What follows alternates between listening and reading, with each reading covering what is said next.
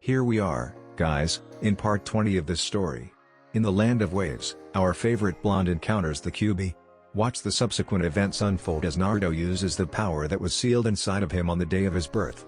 Please remember to like, subscribe, and share with your friends. Now, let's begin. Naruto, Sasuke, Sakura, and Lee had just exited Tsunade's office, only to hear a screaming come from the office. "Hey, guys, I'll see you tomorrow. I kind of want to go get the B-rank Jutsu Uro-Sennin and Bakken promised me before the Jutsu archives close. That and I was kind of hoping to catch up with Hinata for the first time in what feels like 2 months," said Naruto before taking off. "I'm going to take off too. I must strengthen my flames of youth before we leave for the Chunin exams," exclaimed Lee as he ran off towards the training grounds. All that left was Sakura and Sasuke in a kind of awkward silence. "Well, I'm sure you want to go off and train, so I guess I'll see you tomorrow," Sasuke said. Sakura. She was about to walk off until Sasuke spoke up. "It's getting late and I've been out in the wilderness training for the past month straight. I wouldn't mind getting some decent food and catching up, and seeing what you've been up to this past month," said Sasuke. Sakura just froze at the turn of events. It almost sounded like Sasuke was asking her out. Inner Sakura practically screamed out in joy. But, Sakura realized that it probably wasn't a date, just two teammates catching up. She may have given up on her fangirl tendencies, but this she wasn't going to pass up. Sure. Naruto had just reached the Jutsu archives. The Shinobi librarian in charge of the archives wasn't quite sure what to say. It wasn't that this was Naruto looking for access into the B-rank Jutsu archives. If the librarian was a civilian, then Naruto probably would have been kicked out on spot. But because the librarian was a shinobi, he saw Naruto as just that, a fellow shinobi. However, the rules were not to allow Jonin access to anything above crank, and that was only for Jonin who had at least a year and a half of experience. Yet Naruto had a note signed by the Hokage allowing him to access 1B rank jutsu. The librarian in the end, just shrugged and let Naruto in. After a few minutes of searching, Naruto found something that interested him. Futon, Air Dragon Bullet. He remembered seeing something like this when Kakashi-sensei and Zabuza were fighting back in the Land of Waves. It was one of the first actual cool jutsu that he remembered seeing from Kakashi-sensei, and he felt the wind version of it would be great. Now that he had his jutsu that Bakken and Uro-Sennin had promised him, it was time to go find Hinata. He knew that she was somewhere in the village as it was now a week before every Jonin entered in the Chunin exam left for Kumagakure. Tsunade had declared that every Jonin participating be given the week off to rest and train. Found her, thought Naruto. He had spent about 20 minutes searching for his blue-haired girlfriend. Naruto got that mischievous look on his face as he tried to sneak up on her. Hinata felt someone was behind her and she turned around to see who it was. "Hinata? Is everything alright?" Hinata had been walking with Tenten, the two of which had been growing closer over the time. "Yeah, I just thought." "Nothing," replied Hinata. "I just thought someone was following me." "And why would someone do that?" asked Tenten. "Well, the elders have been a little more, well, hostile? Mean? Stalkerish?" said Tenten, completing Hinata's thoughts. "Well, yeah. They've been harder on me for the past months, trying to get me to back out of the exams. They're afraid I'll do something to embarrass the clan or something," said Hinata. "Don't worry about those pieces of garbage. You just need something to get your mind off of it. And I know what'll help," said Tenten. "Lee's back, which means Naruto's back. A nice little date night should." Hinata. Naruto had dropped down from the tree, hanging upside down on the underside of the branch by his feet. His face was about level with hers and he had a big grin plastered on his face. Hinata went red and then unconscious. "Well, she's getting better, but I can still make her faint if I surprise her," said Naruto. Tenten had her hand on her forehead and was just shaking her head. Shortly after, Tenten and Naruto were on their way with Hinata unconscious on Naruto's back. "So what have you been up to, Naruto?" asked Tenten. You know, traveling with Uro-Sennin, saving princesses, learning Fuinjutsu." Fuinjutsu? Tenten was having trouble comprehending that one. She was familiar with Fuinjutsu herself and Naruto just didn't seem like the Fuinjutsu. "Are you sure you didn't hit your head on the branch back there before dropping down to scare Hinata?" "Why does everyone think that? I can so do Fuinjutsu, see my gloves? I made those seals myself," said Naruto. Okay. Just calm down. That's just one thing I didn't quite expect out of you. I know a little myself and it's not easy," said Tenten. "Speaking of which, what do those seals on your glove do?" Naruto placed a hand over his glove and a few shuriken puffed into existence. Tenten just stared amazed. Naruto was actually telling the truth about Fuinjutsu. "It makes it easier to store and carry shuriken," said Naruto. "Naruto? said it just waking up Hinata. "Hey, you're awake," exclaimed Naruto. Seeing that she was on Naruto's back, Hinata readjusted her grip and even tightened a little, not wanting to let go. "Huh? Oh, we're here." To Naruto's surprise and Hinata's disappointment, they found themselves at Hinata's home. Naruto, I was hoping, well, since this was our first time back together in over a month, if you wanted to, well. Hinata began twiddling her fingers a little. "So you wanted to go out tonight?" asked Naruto. Hinata looked up at the blonde, smiled and nodded. "Okay. Well, I kind of brought you back here so you could at least clean up and change. You look like you've been training pretty hard today. Tell you what, I'll come back in an hour and we can go. Sound good?" "Sure. Do you want to get some ramen then?" asked Hinata. "Hey. That sounds great," said Naruto. "I'll see you in an hour, I guess." "Hey Naruto, before you leave, do you think you could show me how to make those seals on your gloves?" asked Tenten. "Huh? Oh, yeah, sure. How about sometime this week?" "Can't be tomorrow because I've got to meet with Kakashi-sensei, but I'll show you before we leave." Naruto ran off, back to his apartment to change out of his shinobi gear as Hinata went to do the same. Both looking forward to the first time they would see each other since Naruto went to Uzu with Jiraiya. Sakura and Sasuke were walking through town, having come from the local tea shop where they went to catch up on recent events. They had mostly talked about what they had been up to, Sasuke telling about his time with Kakashi and some of the jutsu he had learned. Sakura on the other hand talked about the most recent C rank, turned B rank mission, and even Sasuke joked that they couldn't manage to get an ordinary C rank mission. Wait, Sasuke?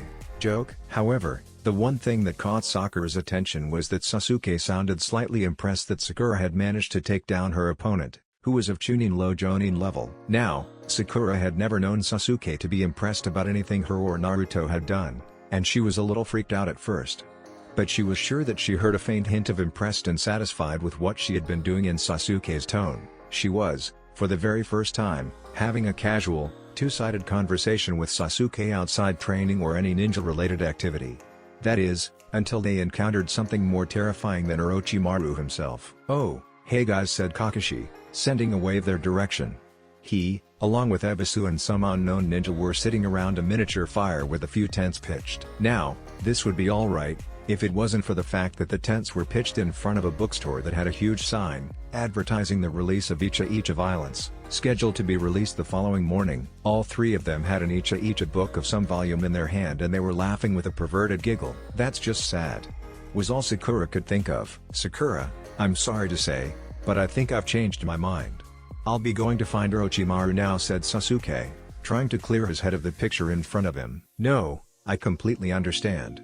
It's going to take me years to get this image out of my head," replied Sakura. The two parted ways as they went to try and cleanse their minds. "Just my luck. I was actually getting Sasuke to talk to me a little bit more and it had to be ruined by a trio of perverted men, camping out for the release of some perverted book," thought a depressed Sakura. "I'm going to strangle that perverted sensei when I see him tomorrow," shouted inner Sakura. "Hey, welcome to Ichiraku. I'll be with you in one moment," said Tucci, his back turned to the customers as he was busy cooking ramen. "Hey old man," said Naruto. Tucci turned around to see his best customer, and a guest. Well, I was wondering when you'd finally bring your date here," said Tucci, causing Hinata to blush. Suddenly, there was a flash. "Aw, they're so cute together, aren't they, daddy?" asked Ayame. Tucci chuckled a little. "So Naruto, I've got the ingredients for one of the recipes. Do you want me to give it a shot?" asked Tucci. "Really? Hell yeah," shouted Naruto. Recipes?" asked Hinata. "Huh? Oh, that's right. I haven't told you anything about what I found on my trip, have I?" realized Naruto. With that, Tucci set down a rather large bowl of miso ramen for the two to share while he began to work on what the Uzumakas had called their swirling tides ramen. While that was happening, Naruto began telling Hinata everything that happened on his trip. He told her what he found out about his mother. He told her about Jiraiya teaching him Fuinjutsu. He told her about his discovery of his Uzumaki heritage and all the valuable scrolls and the sword he found. He then told her about how he kicked the Sound's ass out of Uzashiogakur. The only thing he didn't talk about was how he helped Jiraiya write his next Icha book. "I'm so happy you found out who your mother was and that she turned out to be who she was, a respected and strong kunoichi," said Hinata. "Did you find anything on who your father might be?" Naruto nearly choked on his ramen when Hinata asked that question. "Damn Ura-senin. I can keep that a secret from Sasuke. I can keep it a secret from Sakura. I can keep it a secret from just about anyone, but not her. I can't lie to Hinata. Ga, what do I do? Naruto was practically beating him up on the inside as Tucci sent him a worried look, wondering how Naruto would handle this. Damn it. I'll have to talk to Bakken and see if it's alright. Naruto? Hinata was tugging at Naruto's sleeve when Naruto snapped out of his little trance. Oh, sorry Hinata. It's not something I can really talk about right now, apologized Naruto. Is everything alright? She asked. She could tell there was some battle going on in Naruto's head. I mean, if you don't want to talk about it, I understand. No, I really do want to tell you, but I can't. At least not right here, said Naruto. So what have you been up to these past months? Naruto was trying to change the subject. Well, there was this one mission where we had to check up on a former student of Kurenai-sensei's. Her name was Kurama Yakumo and she was having some issues, said Hinata. Kurama? I've heard that name before, but where? You've got 5 seconds before I beat you up and eat you, threatened the Kyuubi. Oh come on. Take a joke. It's not my fault they named their clan after you, replied Naruto. Naruto? Hinata was worried because Naruto paled. It's nothing. Stupid furball just can't take a joke, that's all, replied Naruto. So what happened? Well, she apparently has a huge ability for genjutsu, but the only problem was that her mind manifested a demon of its own and her abilities had to be sealed. We were trying to remove it and thankfully we did, said Hinata. So now Yakumo's going to be joining the Shinobi forces. As a Jonin, once she receives a few remedial classes. Oh, and I also completed that wind chakra exercise with the kunai. Wow. That's great, exclaimed Naruto. Now you can learn this cool new jutsu I just got with me. That'll be nice. Oh, and what was Tenten asking you about that seal she wanted you to show her? Asked Hinata. Oh, nothing much. It's just an advanced storage seal I made that makes carrying shuriken and kunai much easier, said Naruto. I can make you one too or show you how to do it if you want. 1 bowl of swirling Tide ramen, straight from my new menu, said Tucci, setting the bowl of Uzumaki ramen in front of Naruto. The funny thing was that it even looked like there was a spiral or a vortex in the ramen bowl formed by all the ingredients. Naruto took a bite and his eyes snapped open. The flavors were dancing around in his mouth, ever changing as if there was a ramen whirlpool in his mouth. Oh, my. Was all he could get out. So, how is it? Asked Tucci. Hinata decided to see what the hype was about and took a chopstick full of ramen from the bowl. Her reaction was very similar as she was trying to comprehend the flavors that kept coming and going. There was something going on in this ramen, something almost magical. It's honestly the best ramen I've ever had, said Naruto before diving into the rest of the bowl. Tucci laughed at his success. You know, Pop, I've never seen him share ramen with anyone before, Ayame mentioned to her dad. Tucci chuckled a little at this. Yes, it's surprising what adding a girl to your life will do. I still think they're the cutest. I'm going to go get the camera again, said Ayame, squealing a little. Naruto and Hinata were sharing the large bowl of ramen Tucci had placed in front of them. It wasn't long before they learned that the secret of this ramen was to just enjoy it and let it do its thing. Not try and comprehend it. There was no comprehending this ramen, it was just too unpredictable, and that's what made it amazing. Hey Hinata, Naruto said, catching the young girl's attention. Have you done something with your hair? It looks a little different. Well, I've been thinking about growing it out. Do you like it? Asked Hinata, hoping Naruto would say yes. At this point in time, her hair was about neck length. I think you'd look better with longer hair. I don't know why, but I like it better when girls have longer hair, said Naruto. Besides, why do you think I started that rumor that Sasuke liked girls with long hair back in the academy? That was you? Said a surprised Hinata. Yep. I did it so all the girls in the class would grow their hair out. Besides, no one would grow their hair out if I had said it was Naruto who liked girls with long hair, said Naruto. I would have. The only reason I didn't was because I didn't want to look like a fangirls. I was hoping you would notice me if I didn't do what everyone else did, said Hinata. Now Naruto felt bad. The whole I didn't notice Hinata back in the academy was still a sore subject for him. I'm sorry, Naruto. No, it's okay. Things just never went my way back then, but that doesn't matter. We're here now, aren't we? Naruto grinned and Hinata smiled with him. Damn it. I have to tell her. I can't keep the secret from her, and she of all people deserves to know. This paperwork's going to kill me, shouted Tsunade. That's it, Shizune, we're going drinking tonight. Shizune sighed, but there was a knock on the door. What now? Groaned Tsunade, practically on the verge of tears. Hey Bakken. Sorry, but I need to ask a huge favor, said Naruto, coming into Tsunade's office. Great, the brat's just what I need now, thought Tsunade sarcastically. Fine, what is it? I need to tell Hinata about my dad, Naruto blurted out.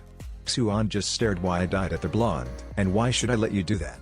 You know how dangerous a secret that is, said Tsunade. Yeah. I can keep that secret from anyone, but I just don't think I can keep it from her. You've got to understand, she's been there for me and to me, she deserves to know. Come on Bakken, I can trust her, begged Naruto. I figured this would come, said Jiraiya, appearing in the window. Damn it Jiraiya, don't you ever use the door, shouted Tsunade. Jiraiya, you can't possibly be thinking of letting Hinata in. I know she may be trustworthy, but this secret is huge, argued Tsunade. I've been thinking about it. Her father knows after all and he can help her keep it, said Jiraiya. But still. Tsunade was interrupted. I'll stop calling you Bakken for a few months, said Naruto. This immediately got Tsunade's attention. What? She said, leaning her ears towards Naruto. Did I hear correctly? I said, I'll stop with the Bakken stuff for a few months. Tsuan-sama, said Naruto, adding the Tsunade-sama part to make it more convincing. I think Naruto wins this one, thought Jiraiya. Fine. But if I hear you mention the word Bakken, I'll bust your ass back to the preschool class in the academy, said Tsunade. So when do you want to tell her? Now, said Naruto, turning to the door. Hinata, you can come in. Hinata stepped through the door, still confused as to why Naruto would have to see the Hokage to talk about his father. Hinata Tsuan addressed. Hi, Hokage-sama, responded Hinata. The Gaki here requested that you be told about the identity of his father. This is an S-class secret, do you understand? Said Tsunade. I mean, if it's too much trouble I don't need to, said Hinata. No Hinata, this is one secret that I won't keep from you. I don't think I could anyways, and that's why we came here, said Naruto. Okay, I understand, said Hinata. Please let Naruto's father be someone great and noble. Fine. Seeing as you know about the Kyuubi sealed inside him, I'll start from the beginning. The night the Kyuubi attacked and the Yondaime was forced to sacrifice himself in order to seal it, he had to use a newborn infant to seal the Kyuubi in. However, the Yondaime was the type of person who could never ask another family to give up their child for the sealing ritual, so he used his own son, said Tsunade. What? That night was probably the loudest anyone had ever heard Hinata shout. You mean Naruto is? Yes Hinata, my dad is the Yondaime Hokage, said Naruto. Hinata spent the next 20 minutes just trying to take everything in. She was angry that Naruto's own father had sealed the Kyuubi inside him and condemned him to the life he currently lived. However, she quickly realized that the Yondaime had done what he had to in order to protect the village and that he never wished for this life for his son. It wasn't his fault that the villagers couldn't see Naruto as anything but the Kyuubi. She was sad that Naruto was denied the life he should have had. Being the son of the Hokage, he should have been treated as practically royalty, but he was treated as nothing more than a piece of trash on the street. She was happy that Naruto now knew who his parents were and that they were who they turned out to be. She was afraid that they would be some sort of disgrace to the village. But they weren't. They were two of Konoha's greatest heroes. Lastly, she was hopeful. Hopeful that when the day came that Naruto's heritage would truly be revealed, that her clan would openly accept their relationship. Not just her father, Neji, and a small handful of branch members. Hinata, are you okay? Naruto finally asked. Yeah, it's just a lot to take in, replied Hinata.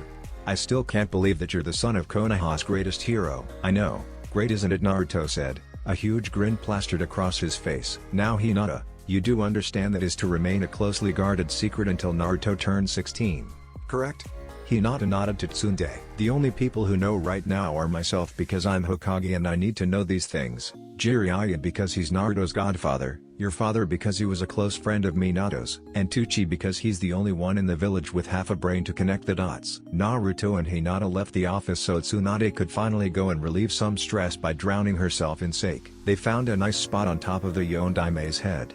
Now Hinata understood why this was always where Naruto went. For the next hour or so, they talked and kissed a bit, until the curfew that Hiyashi had placed on their dates came and the two were forced to say goodnight. The next morning, Naruto was making his way to the academy, the place where Team 7 had first met Kakashi. However, he was stopped when he saw the children outside showing off their newly earned forehead protectors to their parents.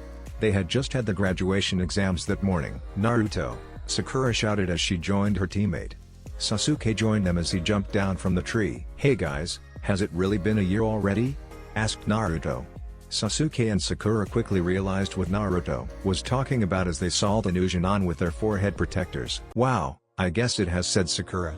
Hey, we had one hell of a first year for Jonin. The three reminisced for a few minutes before continuing to the top of the academy where they were supposed to meet. As normal, Kakashi wasn't there on time and they suspected he would be an hour or two late. Naruto, About those gloves you made yourself, Sakura, Sasuke said, not wanting to complete the sentence. Huh? Did I hear that right? Sasuke wants me to make him a pair of those gloves? Asked Naruto, nagging on Sasuke a little. A-chan was all Sasuke did to respond. Geez, if you want a pair, then all you have to do is ask, said Naruto. Sasuke swallowed his pride. Well, can you? Can I what? Said Naruto. Don't push it, Tobi, said Sasuke. Can you make me a pair of those gloves? See, that wasn't too hard, said Naruto. And it just so happens that I've got an extra pair too. Naruto pulled out a pair of black gloves that he had also picked up from the cart. Anything specific? I mean, Sakura asked to be able to put different types of senbon in. Wait, what? Asked Sasuke. Sakura showed him the seal on her gloves, and it was a more advanced storage seal than he was used to seeing. The Dobi can make a seal like that? Is it possible to do wired shuriken? Asked Sasuke. Naruto nodded and began drawing out a larger version of the seal on a scroll. It looked different than Sakura's, but it had what Sasuke was looking for: a primary kanji for the shuriken's storage and a second kanji for the storage of ninja wire. Naruto paused for a moment and added a third storage kanji that would be used for Fuma shuriken, since he remembered from the wave that Sasuke liked those as well. He then quickly scribes the seal matrix, intertwining them all as Sakura and Sasuke looked on in amazement as Naruto finished the first seal. He placed the first glove on top of the seal and made a few quick hand seals. Fuinjutsu, seal imprint, Naruto called out as the seal that he hit on the paper began to migrate onto the underside of the wrist of the glove. When all was said and done, the seal was no longer on the paper and it was now on the glove. The three kanji that he had drawn were there and a condensed version of the matrix was visible. Naruto did the second glove, Sasuke and Sakura watching closely to make sure the first wasn't a fluke. You got any shuriken, ninja wire, and even a Fuma shuriken or two? Fuma shuriken? Asked Sasuke. Yeah, I remembered you liking those, so I added a third storage kanji for those, said Naruto. Sasuke quietly handed Naruto the stuff, not sure what to say. Naruto sealed the items and handed the gloves to Sasuke. Now, it may take a little to get used to how to channel the chakra through those seals, but it shouldn't take long. Sakura figured it out after about an hour. Sasuke nodded and faced one of the trees that were on top of the academy and summoned a few shuriken. The amount was more than he had hoped, but he was surprised that Naruto's seal even worked. On the next attempt summoning shuriken, he reduced his chakra by a lot and only got one shuriken to appear. Naruto was right, it would take a little getting used to, but he was already getting the hang of the amount of chakra to put in to summon a certain number of shuriken. He tried the wired shuriken and those worked well too, the wire not cutting until he decided to stop the flow in the wire compartment. What surprised him even more was how Naruto had added the Fuma shuriken compartment and how the seal could actually wire the shuriken for him. So, how are they? Asked Naruto. Are you sure you're Naruto? The Dobi I knew could never put something like this together, taunted Sasuke. Hey! What's that supposed to mean? What do you think I've been doing for the past months? Asked Naruto. Sasuke smirked, receiving the same from Naruto. Our first day back together and you two are already going at each other's necks, huh? All three of them turned around to see Kakashi standing on top of the stairwell. You're late, shouted Naruto and Sakura. Yeah, sorry guys, but you see, you just wanted to read that book you got, didn't you? Asked Naruto. Sasuke and Sakura shivered at the mention of that book. Yeah, so why don't we begin with some introductions? Said Kakashi. What? But we already know each other. This isn't like the first time we met, Sensei, said Sakura. She had the strange feeling that this was turning out to be just like the very first time they all met. I know, but I'm sure the three of you have changed quite a lot in the past month and I just want to get a feel for where everyone's at now, said Kakashi. How about you go first, Kakashi-sensei? And don't give us any of that no desire to tell us about stuff, said Naruto. Okay. My name is Hokage Kakashi. I like books, masks, and dogs. I dislike people who abandon their comrades. I guess you could say my hobby is reading, said Kakashi. How about you, Sakura? At least that was better than last time. This is still ridiculous though, thought Sakura. I'm Sakura, although you already know that. I like medicine and medical ninjutsu. I dislike being a burden and anyone who thinks I'm a weak just because I'm a girl. I guess my hobbies would be studying medicine and my goal is to become the strongest kunoichi like my master. Looks like she's taking her duties as a ninja more seriously now. It's funny how she used to be a silly little fangirl, yet she's grown a lot, thought Kakashi. Alright, Naruto, you're next. Right. I'm Uzumaki Naruto. I like ramen, Hinata, and fuinjutsu. I dislike people who unfairly judge others and those who insult the Hokages. My hobbies are eating different kinds of ramen, training, and studying Fuinjutsu. My dream is still the same. I'm going to become the strongest Hokage, TBO. Well, he's still a ramen addict, but the Fuinjutsu part is interesting. I look forward to seeing if he can surpass me, Naruto-sensei thought Kakashi. Alright Sasuke, you're last. HN. Uchiha Sasuke. I like training and getting stronger.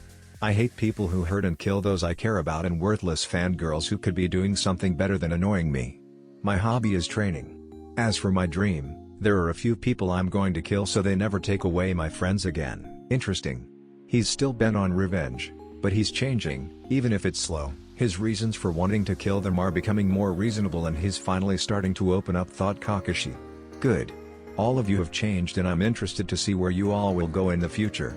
Now follow me. Team 7 followed Kakashi back to the site where they were first inducted as ninja, Training Ground 7. Brings back memories, doesn't it? Asked Sakura. You mean like me getting tied to a post? Replied Naruto. Or me getting buried up to my neck in the ground? Replied Sasuke. Sakura let out a small laugh and the three members heard the jingling of bells behind them. They turned around to see Kakashi carrying the same two bells that he had back when they were first formed as a team. Are those? I think you all know what to do. You've got 2 hours to get the bells from me. The ones who don't have a bell by the end of the time limit by dinner, said Kakashi. I suggest come at you with the intent to kill, right? Finished Sasuke, activating his Sharingan. Kakashi nodded and lifted his own headband. I've got a feeling I'm going to need this now, said Kakashi. The three Genin braced themselves. Okay, ready, set, go. With that, Team 7 darted off into the woods and Kakashi looked around to try and find them.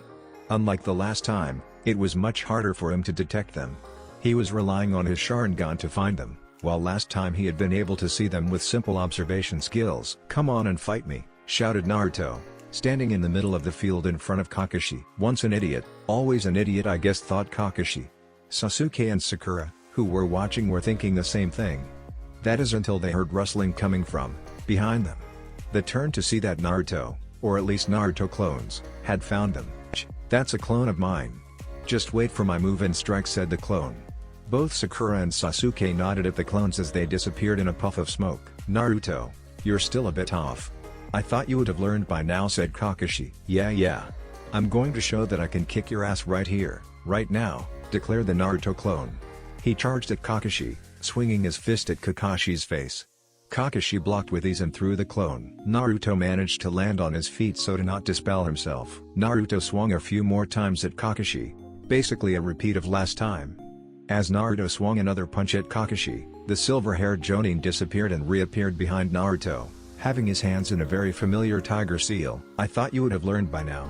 What did I tell you about letting your enemies get behind you? Asked Kakashi.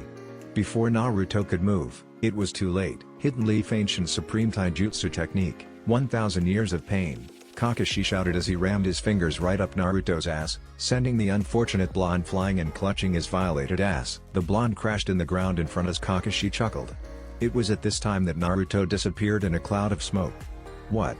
Kakashi actually sounded surprised.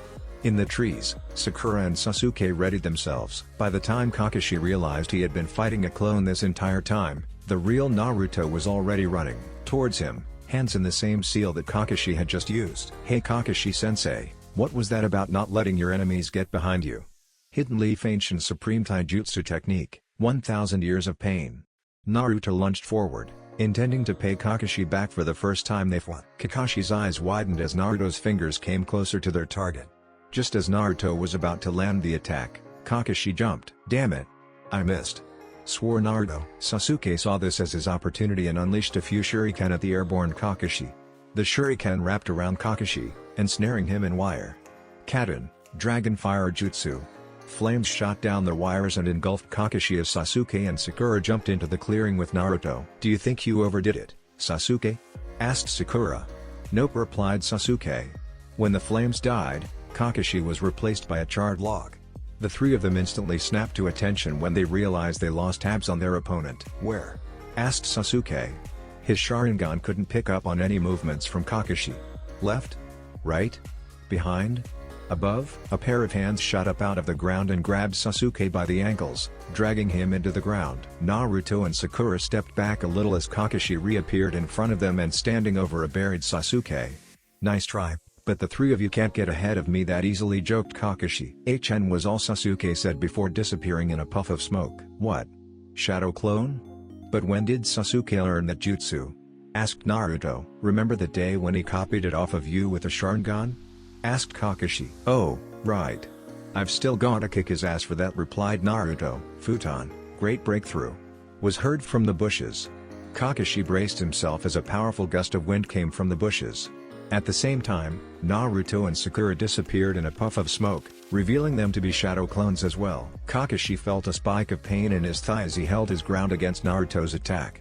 When the wind subsided, he looked down to see a black-dipped senbone embedded in his left leg. "Got him," said Sakura in success. "Yeah, but you only hit him with one of the senbone," replied Sasuke. "Still, that one has paralytic venom in it. It won't be enough to completely stop him, but it will slow him down," replied Sakura. "I guess it's better than letting him run around uninhibited," said Sasuke. Kakashi drew his kunai as Naruto came charging him with his own kunai at the ready. Naruto slashed his knife at Kakashi, who blocked with his, until Naruto's kunai sliced through Kakashi's knife and left a small nick on his mask, drawing some blood. "I see. Wind chakra channeled into your special kunai, not bad, Naruto. You're getting better at deception with your clones as well, but that won't be enough to stop me," said Kakashi as he jumped back onto the water and began flipping through hand seals. "Suitin, water dragon bullet." Naruto tried to run as a giant water dragon came roaring down on top of him. This Naruto wasn't a clone and he couldn't do anything to avoid being washed away by the water. Naruto felt a wire wrap around him as he was pulled from the water by Sasuke. "Damn it," swore Naruto. The three Jonin of Team 7 regrouped on the branches of some nearby trees. "We need another plan," said Sasuke. "I think I might have one." "Listen in," said Sakura. Kakashi had taken cover behind a tree, waiting for the next attack. His students were running out of time and he knew they would need to attack soon if they wanted to get the bells. Kakashi noticed the three of them crouching down in a bush ahead of him. "Are you sure that will work?" asked Sakura to Naruto. "Yeah. All we need to do is get that book of his," said Naruto. "What are you three thinking of doing with my precious book?" asked Kakashi, standing above them. The three Jonin snapped to attention. Kakashi's eyes narrowed as he threw two kunai into Naruto and Sasuke, dispelling the shadow clones. "Eep," was all Sakura could say before Kakashi threw a kunai into her as well, dispelling her.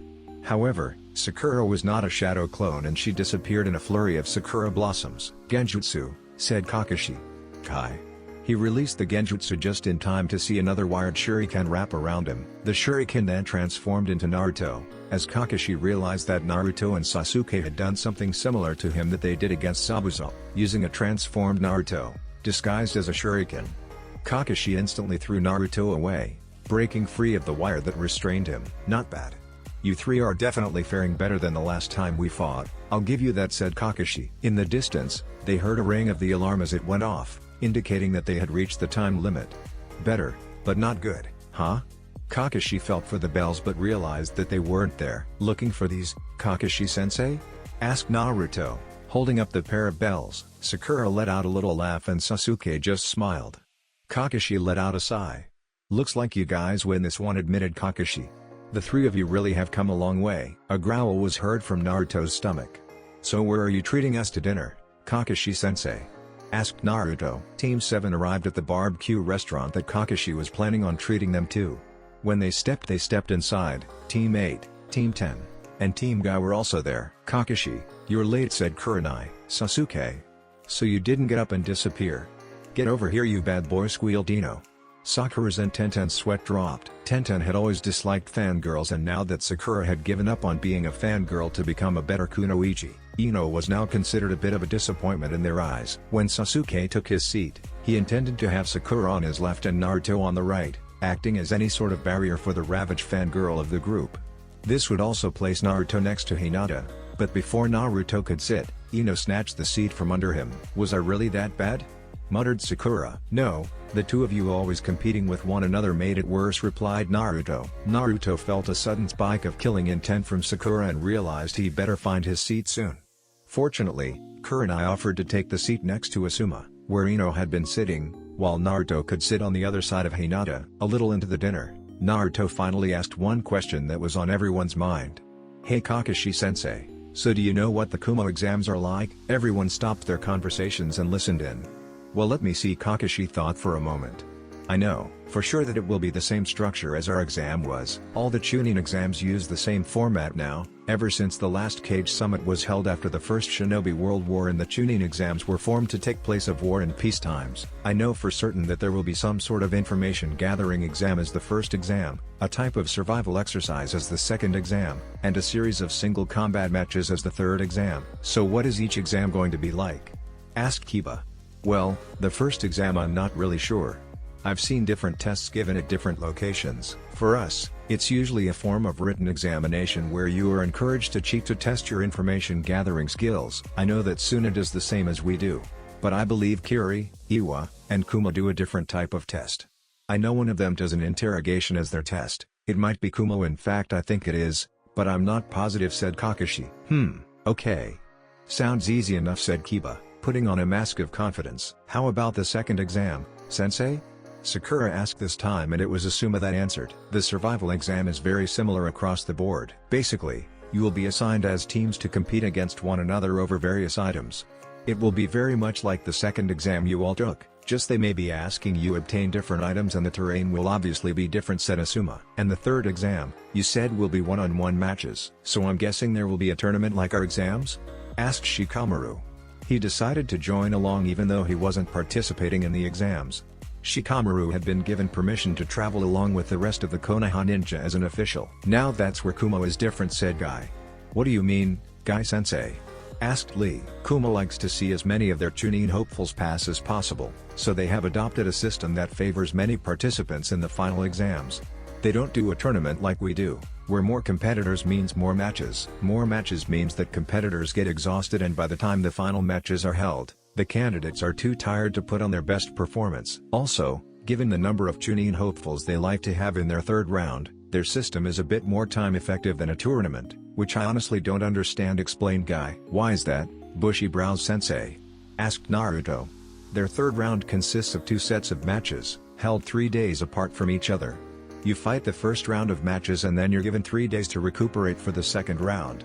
As long as you can fight, you will have a second match, said Guy. So everyone has 2 matches to impress the judges? Asked Tenten. Yes. Kumo does this to ensure they promote the most Chunin possible. It is very rare to see a ninja be promoted after a single match, especially if they lose, explained Guy. I see. So this way, even if you lose your first match due to a bad matchup or something, you still have another chance, said Shikamaru. I see how Kumo would use this system to ensure that their candidates have a chance to show off more if they truly do like to stack the ranks with their own shinobi. Yes, you'll all be at a disadvantage being at a foreign exam, but I have faith that your flames of youth will burn bright. All of you, shouted Guy. Lee got fired up with his sensei, Kiba shivered at the thought, and everyone else's sweat dropped. Now hold on. Ino, if you and Kuji are competing, don't you need a third? Asked Sakura. Yeah. Tsunade-sama helped us there and found us a third. We met him the other day and he seems pretty polite, said Ino. So, who is he? Asked Sakura. He's actually from Neji and Hinata's clan, Shinji's his name, said Ino. Instantly, Hinata stiffened. Neji nearly choked on his food and Naruto growled. Ino caught this. What? Ino, he's not what you think, said Hinata. He's most likely acting polite so he can get the approval by Tsunade-sama to be in the team. But in reality, he's well, Neji's politeness was stopping him from finding the correct words. He's a complete ass, replied Naruto. Every time I run into him at Hinata's house, he's always insulting her and putting her down. I swear if I run into him in the exams I'm going to shove the Rasengan up his ass to keep that gigantic stick company. Naruto, responded Hinata. Sorry, you know how worked up he gets me though, responded Naruto. Naruto's right. He is, to put it nicely, a main branch Hyuga, said Neji. But, isn't Hinata in the main branch? Asked Kuji. They can't be that bad, can they? Yes. You have to realize that Hinata is not liked amongst the main branch because she's gentle and kind, something they see as weak, said Neji. He's just an arrogant, selfish prick, said Naruto. Besides, Hinata could kick his ass any day. I'll just say this, he's worse than Neji used to be, way worse. And what's that supposed to mean, Naruto? Neji glared at the blonde. You know what I meant. The main difference is that you were mad at everyone for what happened in your past, He's just an ass to anyone he sees as inferior to him, said Naruto. Suddenly, Ino and Kuji were cursing their fortune in finding a third. Ino, Kuji. The best piece of advice I can give you is just to put up with him. You only need to do so for the first 2 exams, afterwards you're pretty much done with him. He won't care about the 2 of you besides what is needed for him to pass. I suggest you handle him the same advice, Neji. When the meal and conversations finally ended, everyone went their separate way. Naruto was fortunate enough to catch Kakashi before he left though. Kakashi-sensei, there's something I want to talk to you about. I know. You want to know about him, don't you? Asked Kakashi, pulling out his own Hiraishin kunai that Minato had given him for his becoming a Jonin present. Please, asked Naruto. Well, it's getting late, so how about we talk tomorrow evening? Sound good? Naruto nodded to Kakashi. Good, now go and get some rest so you can put some good effort into the training this next week, said Kakashi. Besides, I hear you've got a cool new jutsu you need to work on, Rasengan. Kaiden. Naruto and Neji were at it again. Neji had found some way to strengthen his own Kaiden and now he was asking Naruto to, once again, test its strength with his Rasengan. Like the previous times, an explosion followed, enveloping Naruto and Neji in a cloud of smoke. When the smoke cleared, both Shinon were facing each other, not having given ground to the other. Hey, so you can withstand the Rasengan now? What did you change this time? Asked Naruto. As you and Hinata-sama have been working on chakra nature manipulation, so have I. However, I possess the nature of my clan, Earth. By adding Earth chakra to my Kaiden, I have been able to increase the power of my defense. Judging by that last attack, I would say my Kaiden is now on par with your Rasengan, said Neji. Naruto just smirked. Now Sasuke. If you would, I would like to test my defense against your Chidori as well. Sasuke stepped forward from the tree he was leaning against and nodded at Neji. Ready? Sasuke asked, forming the seals for Chidori. Neji nodded and Sasuke ran at Neji, his jutsu active. Chidori. Kaiden. The 2 attacks collided, but Sasuke's Chidori sliced through Neji's defense like butter. If it wasn't for the reflexes that he had gained over the past month from training with Kakashi, he wouldn't have been able to cancel the jutsu in time as he himself collided with Neji and the 2 were sent tumbling across the ground. Niazan. Hinata ran to her cousin's side, hoping nothing serious had been done. That was a little too close, said Sasuke, trying to peel Ino off of him, who had come running with Hinata. Yes. It appears my assumption was correct, stated Neji. Assumption? Asked Sasuke. The chakra I was using for the Kaiden was earth-based.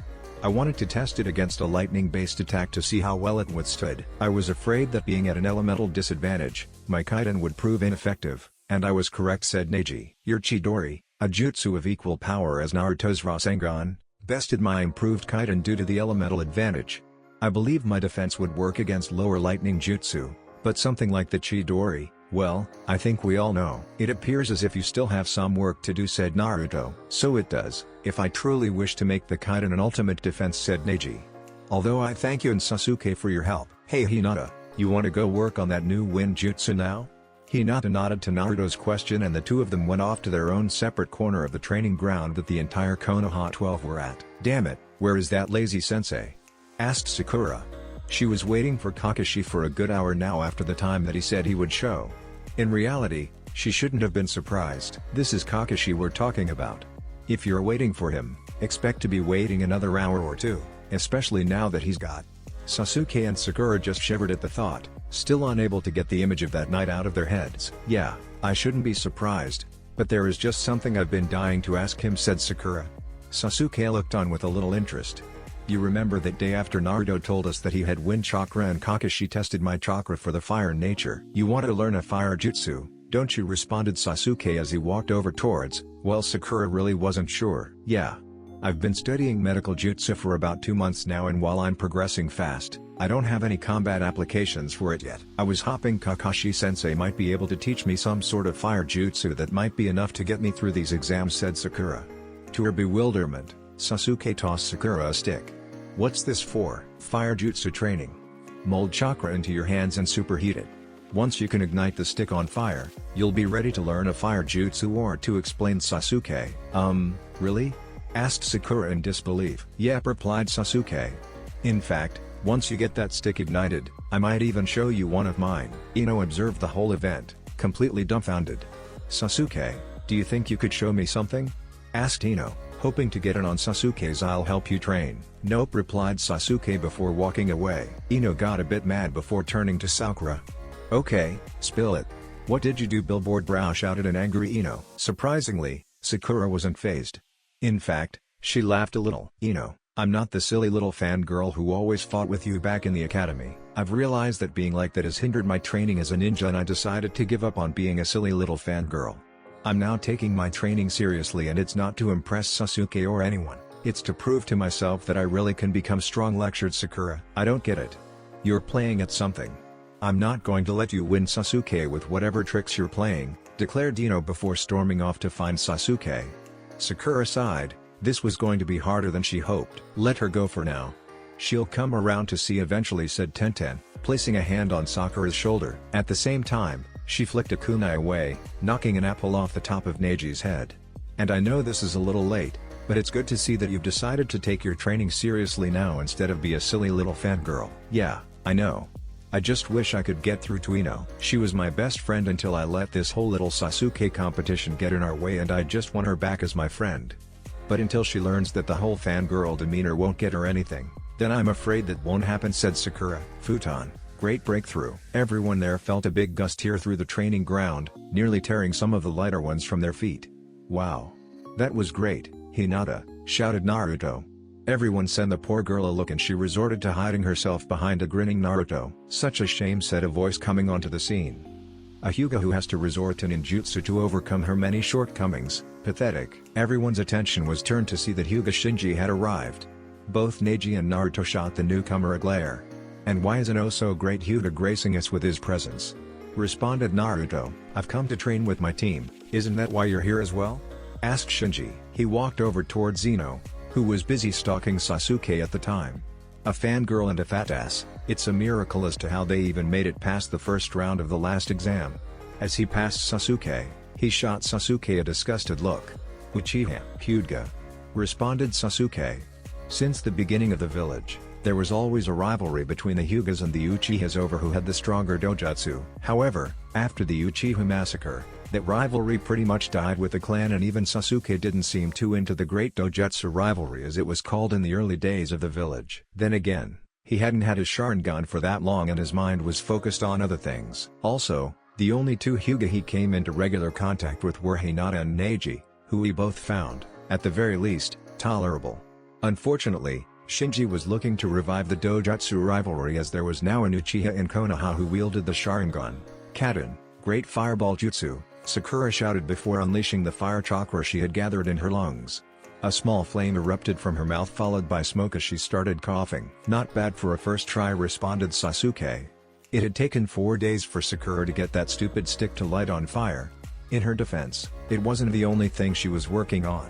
"It's pretty much what I did for my first attempt at it." "Yeah, but you were 7, had maybe a quarter of the chakra I have now in control." "Worse than Naruto," retorted Sakura. "Well then, give it another try. It took me a week before I got it after my first try. If what you're saying is correct, you should be able to do it by the end of the day," said Sasuke, trying to give her a bit of encouragement. Sakura spent the rest of the day trying to get that one jutsu down until Kaden, great fireball jutsu. She did it. Sakura began jumping for joy until she finally collapsed from chakra exhaustion, forcing Sasuke to carry her back to her house. On the way there, Ino managed to spot the two. "What? How dare you!" Billboard Brow. "That should be me on Sasuke's back," shouted Ino. Sakura was pretty sure she heard the shouts and couldn't help it as her sweat dropped and she sighed. However, on the inside, inner Sakura was celebrating her victory. As the departure date for Kumo grew ever near, the group of Genin were assembled on the day before departure in one of the larger auditoriums of the academy. In total, there were 23 teams, or 69 Genin, that would be representing Konoha in the exams. "Looks like everyone's here. Let's get this started," announced Tsunade.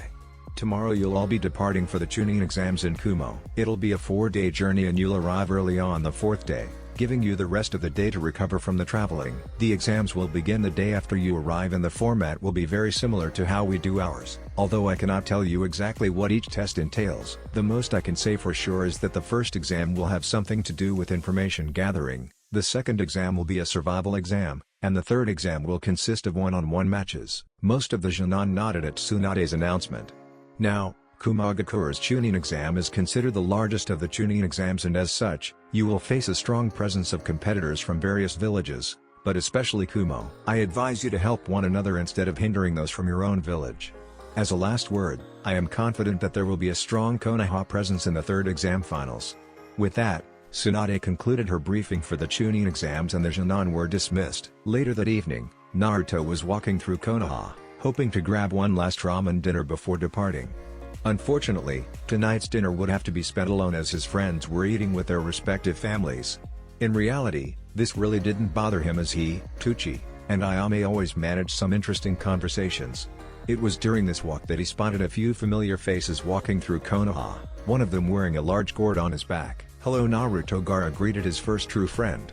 He was accompanied by his siblings, who both looked more comfortable being with their brother since the last time. "Hey, what are you doing here?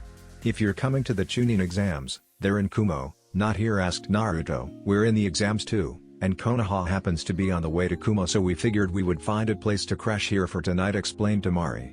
"So where were you heading just now?" "Well, I was kind of going to get some ramen," said Naruto. "Ramen? What's that?" asked Gaara. Naruto nearly had a heart attack on spot as Gaara uttered what practically amounted to a sin in Naruto's books, that is until he bought into Gaara's little joke. "Ah, you're funny, Gaara. What's ramen?" Haha, laughed Naruto. Unfortunately, Gaara wasn't laughing. "I don't get it. What's so funny?" asked a confused Gaara. "Wait, you were serious?" asked a completely stupefied Naruto. Gaara just nodded as Naruto began to freak out. "Oh my. We've got to get some ramen in you stat." Before Gaara could even respond, Naruto had grabbed him by the shirt and began running off in the directions of Ichiraku, leaving only a silhouette of Gaara behind, which quickly followed. Kankuro and Temari were left behind in the jaws pretty much brushing the street. What is it, Pops?" "My ramen senses are tingling." "What? You don't have ramen senses?" "I do, see?" Tucci and Ayame watched as an orange blob, dragging a red blob behind him, crashed into their little ramen stand. "Old man, it's an emergency," shouted Naruto. Tucci and Ayame were busy brushing the sand off of them that had come crashing into them shortly after Naruto and Gaara. "Naruto, what did I tell you?" growled Tucci. I know. But this really is an emergency. This guy's never had ramen before." Tucci and Ayame's minds went blank as they tried to process the phrase they never thought they would ever hear. "What? This can't be. Ayame, get on the noodle right away," ordered Tucci as the ramen chef began freaking out. "Already on it, Pops," shouted Ayame. "Hurry, we've got to get ramen in this poor fellow before he progresses into the later stages of R&D, shouted Tucci. "R&D? asked Naruto. "Ramen negligence disease," explained Tucci. "It's a horrible disease characterized by head and abdominal pain, questioning of your very existence, and the hearing of voices inside your head. If allowed to progress too far, then the person suffering transforms into a giant rage monster bent on destroying everything around." "Wow, just wow," said Naruto in complete and utter disbelief. "Why do I feel the sudden urge to smack that guy upside the head repeatedly?" retorted Kurama. "Well, at least we know why Gaara would always go berserk and wipe out half of Tsunajoke." Naruto, "Shut it before I decide to smack you as well." "Oh come on, lighten up. You know, perhaps you need some ramen. Maybe it will help you relax as well?" said Naruto. "I've had way too much of that stuff as a result of being sealed inside 3 Uzumakas for over 100 years. 100 years of ramen. Even your seal smells like ramen, and I'm almost positive the water inside that sewer was ramen." "What? 100 years of ramen?" replied Naruto. "What have you got to say now?" "Huh?" responded Kurama. "2 words, lucky bastard," responded Naruto as he left the fox laughing a bit. After 3 minutes of panic, Tucci finally set a bowl of ramen down in front of Gaara. Everyone there stared at Gaara as the Tsunade Shiriki picked up the chopsticks and took his very first bite of ramen. As the ramen hit the taste buds in Gaara's mouth, his eyes shot open. "Well?" asked Naruto, Tucci, and Ayame in unison. "This is amazing," said Gaara before delving into the rest of the bowl. Naruto, Tucci, and Ayame let out a long-held breath. Disaster averted. "Come on, what are we waiting for?" asked an ever-impatient Naruto.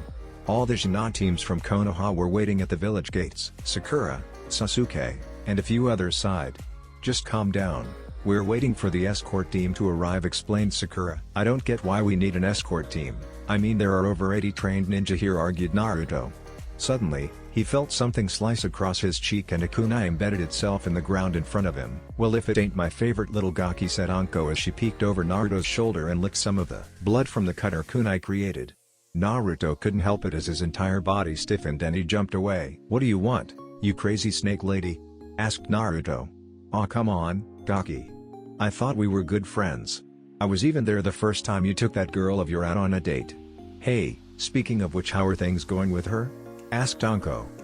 Fine, I guess," responded Naruto to Anko's question, not wanting to give too much away to the crazy snake lady. "Oh, and look, there she is," said Anko as she dragged Naruto off towards where Hinata and her team were. Within seconds, both Shinon were wrapped up in Anko's arms. "So how are things going between my favorite couple? It feels like only yesterday that the three of us were eating dengo together," said a smiling Anko. "Hey, speaking of which, it's been a few months already. How far have you gotten? Should I be expecting to chase little blonde-haired Hyugas all over the village?" Hinata turned a deep red. "K-Kid? WWW with Naruto?" The thoughts of having children with Naruto were too much for the poor girl and she fainted, but not before letting out a slight eep. Anko got that grin of satisfaction on her face before being called away by Genma. Shortly after, all 23 groups of Konoha-Jinan, the dozen groups of Suna-Jinan, their Jonin senseis, and the escort group that consisted of Anko, Genma, Shikamaru, and Yugao, were on their way to Kumo. When the massive group of Konoha and Suna-Jinan stopped for the night, everyone kind of broke off into their separate groups.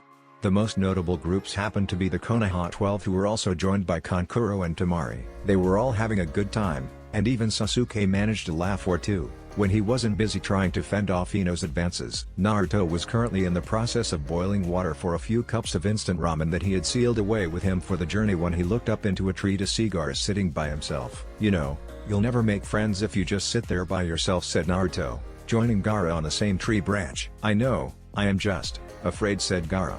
"What if they hate me as well? Or what if I can't control myself?" "Well, first, if they manage to get used to me, then getting used to you will be easy for them. And second, why are you afraid of losing control?" asked Naruto. "For the past 5 months, ever since we last fought, I have been trying to hold off the Ichibi's desires to kill. I would be lying if it has been since then. That was the last time I killed while under the Ichibi's sway." Naruto didn't like where this was going. "Fucking Tanuki. All he ever thinks about is kill, kill, kill," complained Kurama. Yeah, we know," replied Naruto. "Naruto, ever since I left Suna for these exams, he's been getting more persistent. I don't think I'm going to be able to make it through these exams without killing at least someone," warned Gaara. That didn't sound good to Naruto. Gaara also explained that the past 3 weeks he hadn't killed was the longest he had gone, and his most recent kill was an enemy on one of their missions. All in all, Gaara was making progress, but the Shukaku was still a big problem to Gaara's development. "Think you can keep yourself from killing any of the Konoha Shinobi?" asked Naruto, trying to gauge where Gaara was at. "I think I can do that," said Gaara. "Good.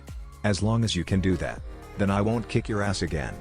There is another of my friends in Kuma that I would ask you not to kill, although I think she can take care of herself," said Naruto. "Was it that blonde Kunoichi who came to your aid in the forest 6 months ago?" asked Gaara. "Yeah. I've been wondering if Yugito will show in these exams, as I heard that Shikamaru and Haku were the only ones earning promotions. Anyways, I'll warn you now that if you run into her, you'll be in for one hell of a fight," said Naruto. "She's one of us, isn't she?" asked Gaara. Naruto nodded and held up 2 fingers. "It sounds like there's going to be a lot of people in this exam. I've heard even as much as twice as many as Konoha's exam. And you know what? I'm really looking forward to it. There's bound to be some strong opponents," said Naruto. "I agree. Is there anyone in particular you would wish to fight?" asked Gaara. Naruto pointed down to the rest of the group, towards a particular Uchiha who was trying to pry himself free from Ino's suffocating grasp.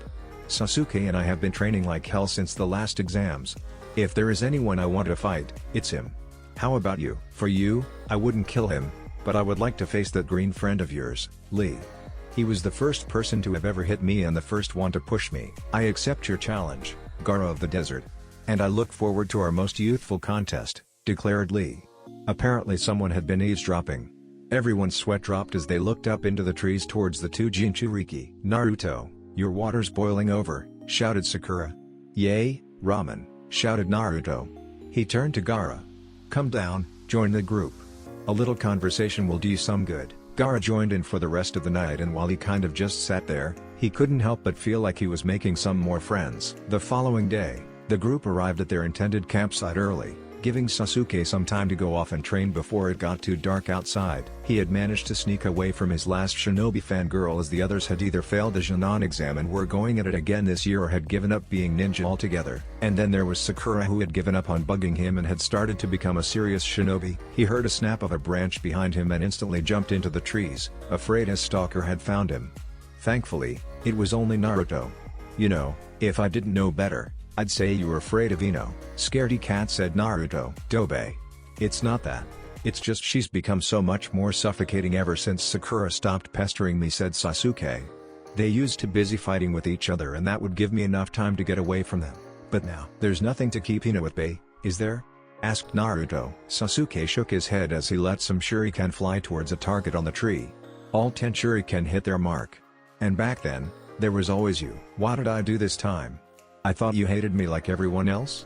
asked Naruto. "I did, but you made the perfect fangirl shield," smirked Sasuke. "Humph," pouted Naruto, crossing his arms. He then got an idea as he pulled out one of his dad's kunai and tossed it at the shuriken Sasuke had lodged in a tree. The kunai sailed clean through the shuriken in the tree. "May, seen that before," said Sasuke as he took 2 shuriken and threw them at the tree. They sailed past the tree, but wires wrapped around tree. Raiten, dragon lighting jutsu. Electricity traveled through the wires Sasuke had attached to the shuriken and into the tree as it splintered into many fragments, causing the tree to collapse to the ground. "I see you've learned a new trick," said Naruto. "About 3 dozen, so to speak," replied Sasuke. "What? Kakashi taught you that many jutsu in a month?" asked Naruto in slight disbelief. Sasuke nodded. "That lazy bum.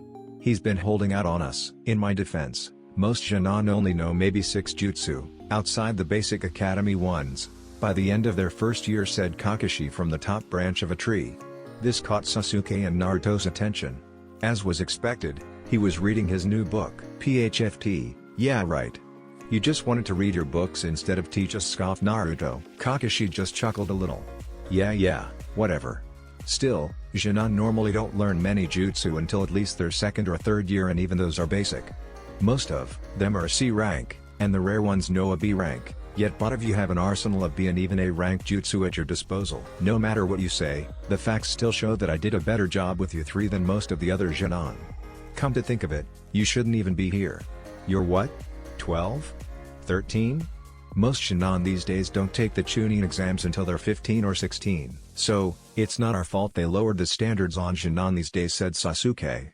"I mean, they even let Naruto pass." "Hey!" retorted Naruto. "Anyways, why does it take so long for Jonan to take the exams? And why did you say they only know 6 or so jutsu outside the academy 3 at the end of the first year?" "Because that first year is spent on teamwork training and finding where everyone specializes.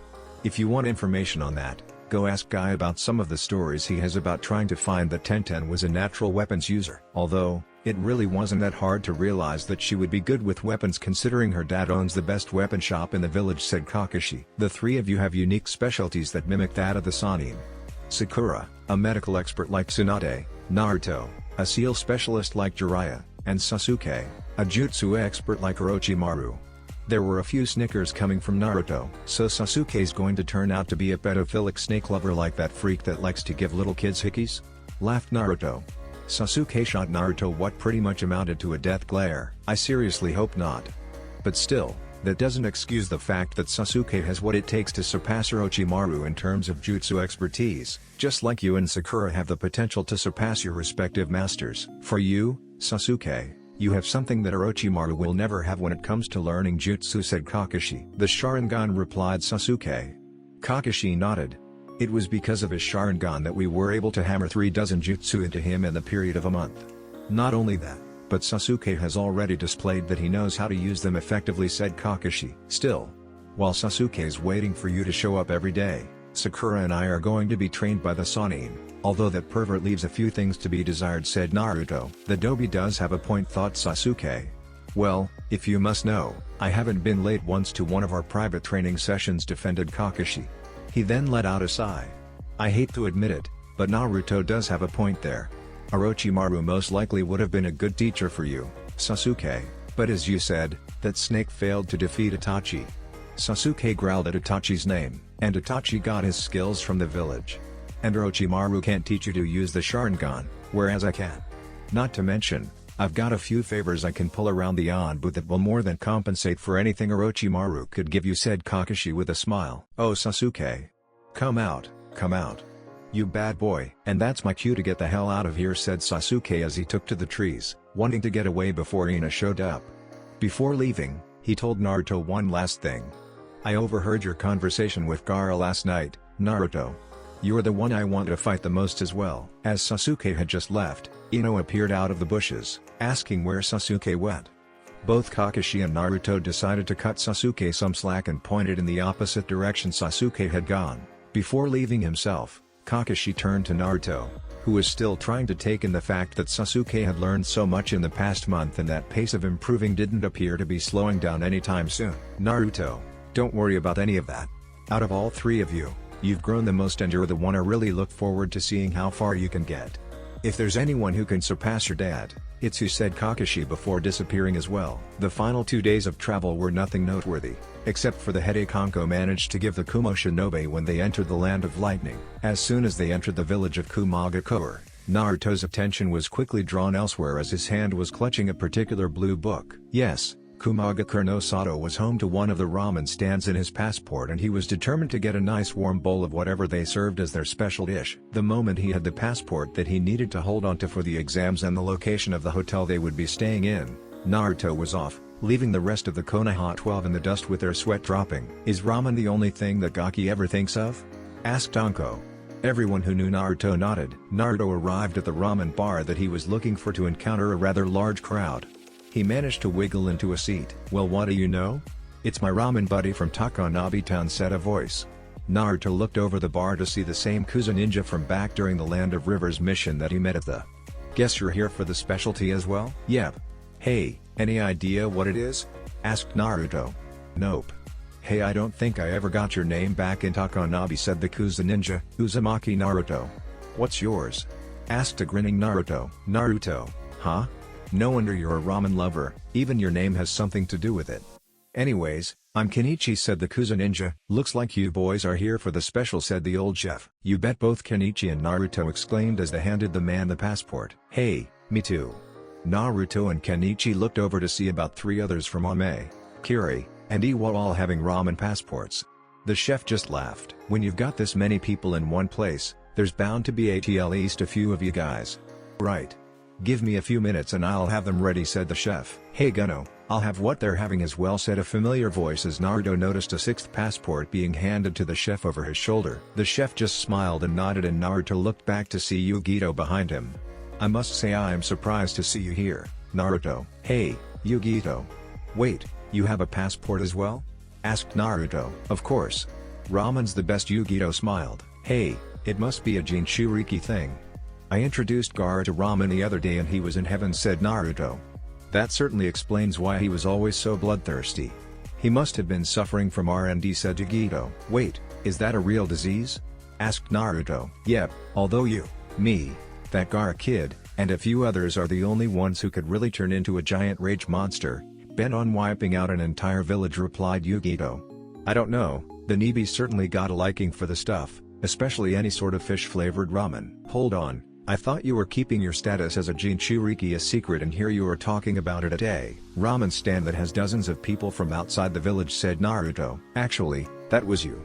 And don't worry, a particular loudmouth Jinchuriki here in the village spilled that secret to the world 3 months ago, said Yugito. Huh? Another one? Asked Naruto. Yeah, Bisama's the Jinchuriki of the Hichibi and the brother of the Raikage, said Yugito. Great, another one. Just my luck, complained Kurama. Oh, quit complaining, responded Naruto. Naruto then turned back to Yugito. So do you think I can meet this B? I don't really know. Although knowing him, he'll interrupt the exams at some point in time, said Yugito. Huh? What's that mean? Asked Naruto. Yugito just laughed at this. Oh, you'll see. He can be a rather interesting guy, said Yugito. Hey, so does this mean you'll be in the exams too? Asked Naruto. Yeah. Unfortunately, the Raikage didn't give out promotions due to the little attack your village suffered a few months ago, but still, I guess this means that I get to have a bit of fun this time around. And since I don't have to worry about keeping the Nibi a secret anymore, which means I don't have to lose the match like last time. If I could have used the Nibi, I would have beaten that ice guy for sure, said Yugito. Here you go, said the chef, setting the ramen down in front of everyone who had ordered a bowl. "So do you know what's special about these bowls?" Naruto asked Yugito. "Yep, but I'm not going to tell you." "That would ruin the surprise." Yugito laughed. All 5 other ramen enthusiasts just shrugged and simultaneously took a sip of the ramen. The flavor was a shock to their systems, literally. The moment they took a bite of the ramen, they received a slight shock from the ramen. Yugito and the chef all laughed at the 5 others' reactions. "There's a rare root that grows high in the mountains that we used to make the ramen," explained Gunno. "It comes from the Kaminari tree. Those trees are famous for being struck by lightning, and when that happens, a small charge is stored in the root of the tree. That root helps make a good broth for ramen and also adds a little surprise for the unsuspecting." The Kaminari ramen, as the dish was named, was still an incredibly delicious dish. It didn't quite surpass the Uzumaki ramen that Tucci had begun making, but it still ranked within the top 5 ramen dishes he had ever had. As it was getting late, Naruto left to return to the hotel after having a second bowl of the Kaminari ramen. As he left, Yugito followed, and 2 Iwa ninja, who had overheard Naruto's conversation, turned to each other. "An Uzumaki, eh? Apparently, I thought we wiped them all out back in the Second War. I guess our forces missed all of them during the invasion. Still, that means we can be the ones to correct the mistakes of our fathers." "And you know what else makes it interesting?" "What?" "Look who the kid resembles. What do you think our sensei would say if we bring him the head of someone who resembles the infamous Yellow Flash?" "Hey! You're right. And the best thing is that he's just a brat." This should be pretty easy. The morning of the Chunin exams, Naruto was exploding with anxiety and energy. This only brought one question to Sakura's mind: what would happen if, and Kami forbid, Naruto ever got his hands on a pot of coffee? However, Naruto had a reason to be excited, as this time through the exams, they would all certainly make it. Naruto wished that every member of the 4 Konoha teams, minus Hyuga Shinji as he could really care less, that he considered close to him would make Chunin this time around, but in reality, he knew that would not happen. If at the very least, he wanted his team, and perhaps he nodded to make Chunin. "Naruto, do you have everything?" asked Sasuke. "Yep.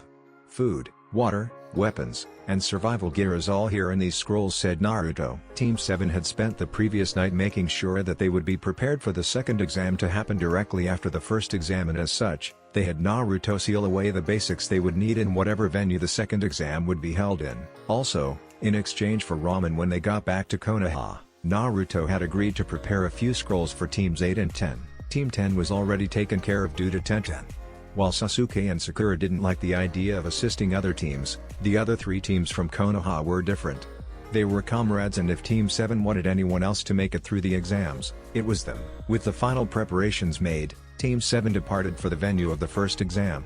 As they made their way there, it was obvious just by the number of teams that were heading to the exams that this one was truly going to be big. As they were walking through the streets, one ninja in particular caught Naruto's attention. Was a team of Kiri ninja, all who were wearing some sort of respirator. If any of them truly caught Naruto's attention, it was the one in the middle, dressed in all black. Naruto could sense the malicious intent rolling off the Genin. There was definitely bloodlust in the Genin's eyes. Naruto knew he felt this before. It was like the time when they met Gaara in the Forest of Death, only more intense. "So you've noticed that guy," said Kiba, joining Team 7. "Something's not right about that guy," responded Sasuke. "I know.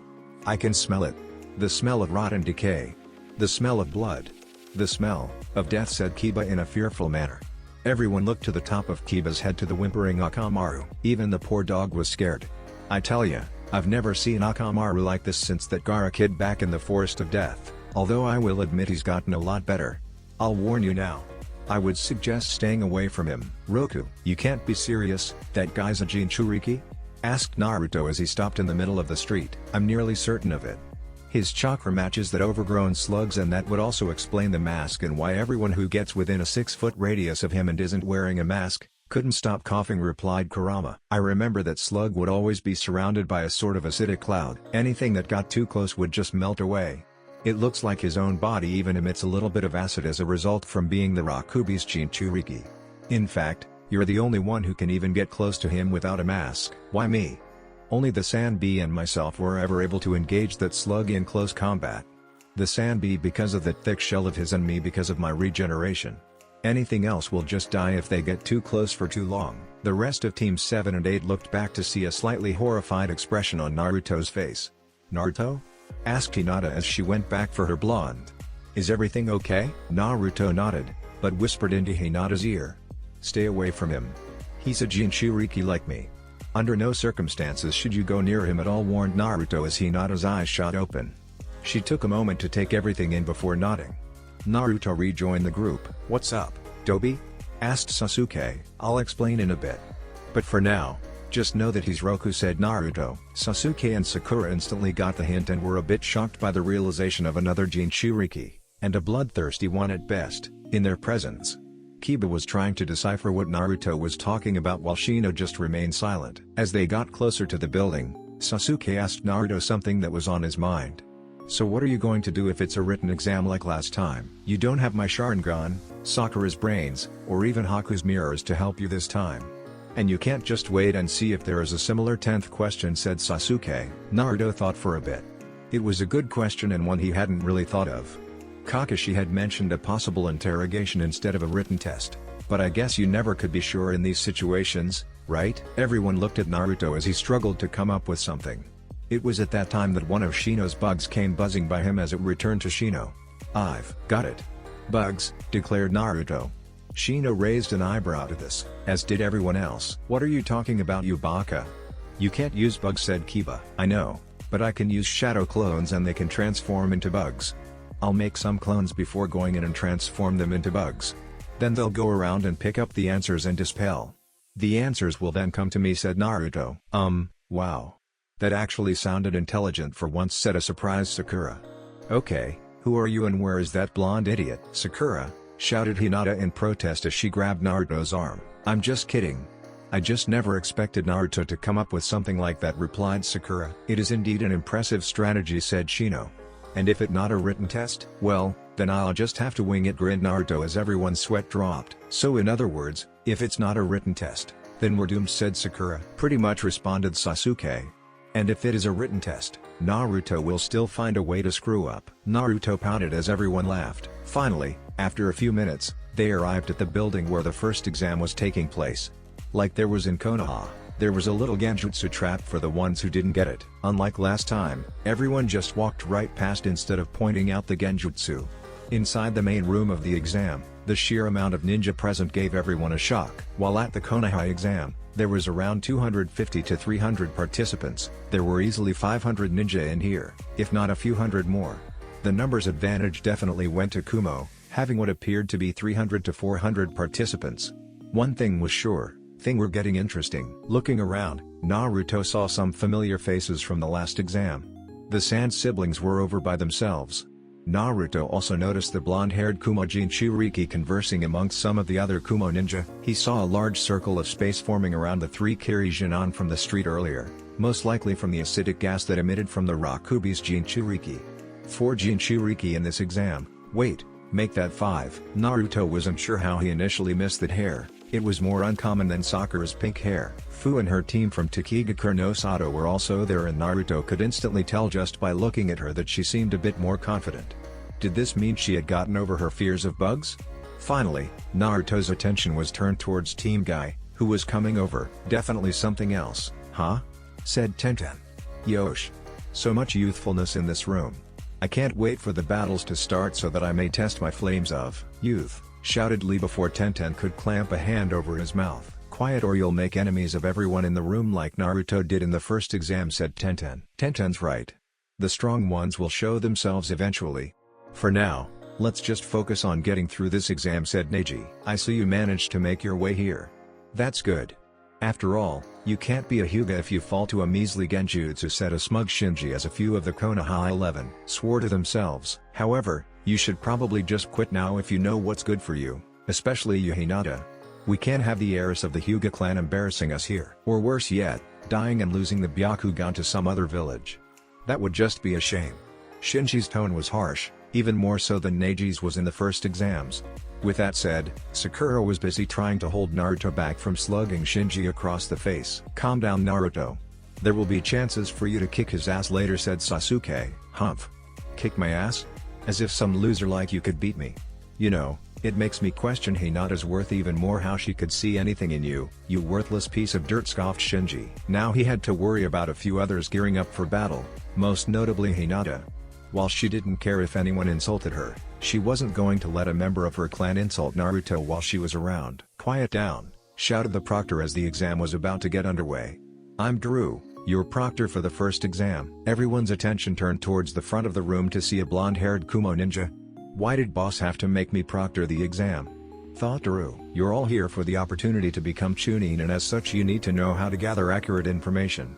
One such way to get information is from a captured enemy. For this exam, you will be interrogating a prisoner. They possess the location that you are to report to if you hope to move on to the second exam. You are allowed to use whatever means necessary to obtain this information so long as you don't kill or physically maim them. Now, if you'll report to your designated assistant proctor, they will show you to your interrogation room." Everyone looked around the room to see a score of Kumo ninja lined up against the wall, holding signs with each team's name on it. Despite the number of people in the room, it wasn't long before all the ninja in there were on their way to separate rooms to interrogate their prisoners. "With Team 7, an interrogation test? Looks like I won't be needing these," said Naruto as he dispelled the shadow clone bugs on him. "Yes, but now we need another plan," said Sasuke. "I think I've got an idea," said Sakura. "Naruto, think you can act like you're about to lose it to that furball in your head?" "Huh? Why?" asked Naruto. Sasuke got what Sakura was talking about. "Just do it, act like it's about to take you over at any second and rip us all to shreds," said Sasuke. "I still don't get it. Why would I need furball for this?" asked Naruto. "You really can be dense sometimes," said Kurama. "Hey! Watch your mouth," replied Naruto. "I would, if you would understand it what your teammates are talking about," said the Kyuubi. Naruto looked at the fox in his mindscape with a confused look. "Look, humans act differently in the presence of pure terror. They want you to use me to scare your victim into giving up the information before I break free and eat you all." "What? You're going to eat us? I thought we were friends," shouted Naruto. Kurama nearly face-planted. While Naruto had been making progress over the past months, he was still Naruto, and as such he still did have his moments of idiocy. "I won't eat you, you baka. But the prisoner will think I am, and as such will give you the information out of desperation," said Kurama.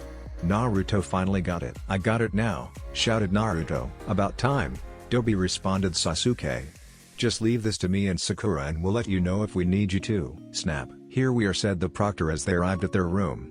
"You have 2 hours to get the location of the second exam. Once you have it, tell me and I will lead you there. If you kill your prisoner, you will be disqualified. Once you open the door, your test will be over and you will be required to give the answer, whether it be right or wrong." All three Shinin nodded as they stepped inside the interrogation room. Their prisoner was a larger man, probably in his late 30s. Sasuke and Sakura approached the man as Naruto went to find a corner to huddle in and make it look like the Kyuubi was starting to take him over. "What's up with the shrimp?" asked the prisoner. "Oh, nothing you need to be worried about yet. However, I strongly suggest you tell us the location of the second exam or else things with our friend could get real ugly, real quick," said Sasuke. The prisoner instantly gave them a location, something Sasuke instantly discovered to be a lie. The Sharingan for him acted as a personal lie detector and it would help a great deal during the interrogation. "And no, and not yet, and mother," mumbled Naruto. "His blood is dirty, surely you don't want his blood." "What the hell are you doing? I'm not that insane, Tanuki," protested Kurama. "Hey, sorry. Imitating Gaara's the best I've got when it comes to this stuff though," said Naruto. "Oh no, he's already begun talking to it. Please, just tell us. You don't want to see him when he kills," begged Sakura. "PHFT. He can drop the act already. That kid couldn't even kill a fly," said the prisoner. "But I applaud your attempt. I almost believed it for a second. As such, I'll tell you what. I'll let you ask one question about me personally, and I'll answer truthfully. However, you can't ask me about the test." Sasuke took a gamble. He saw the way the man initially looked at Naruto before he figured the blonde was just bluffing. "Why were you arrested? What did you do?" asked Sasuke. "Sasuke, wait. Shouldn't we think this through?"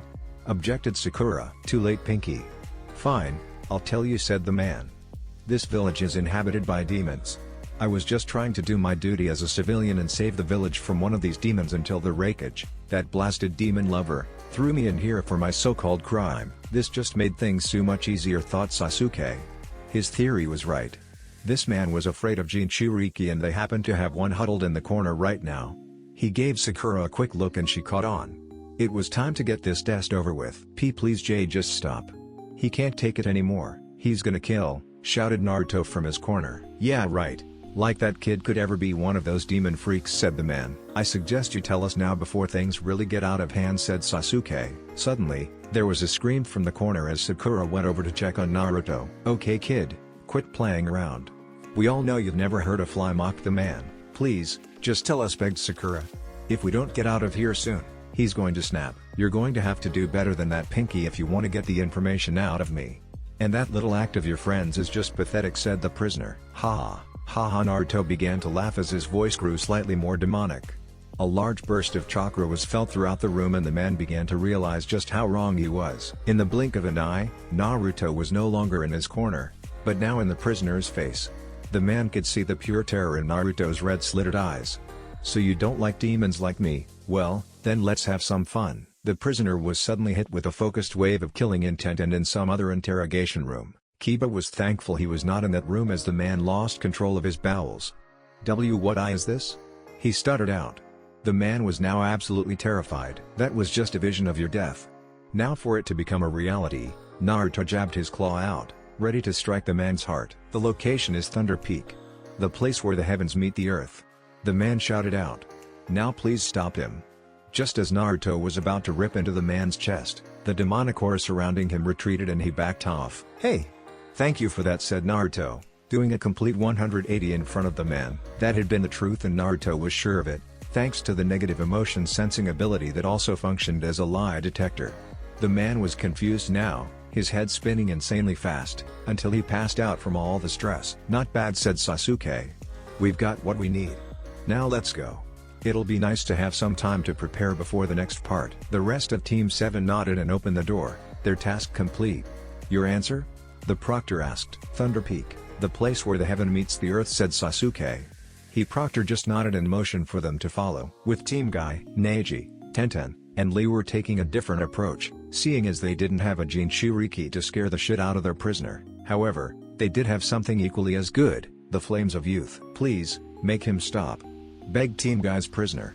Lee had unshackled the prisoner and was currently making sure that the prisoner was doing the 500 push-ups that he was doing as well. Tenten had brought along the same scroll that was used on Kiba a few months ago, and the prisoner was now dressed in a green spandex suit, had bushy eyebrows, and a bowl-cut hairstyle. I'm afraid we've been trying to stop him for 2 years now and it's only provoked him further. Don't worry though, you've only got 1 hour 45 minutes left to endure your fate, said Neji in his fate mode. Yosh!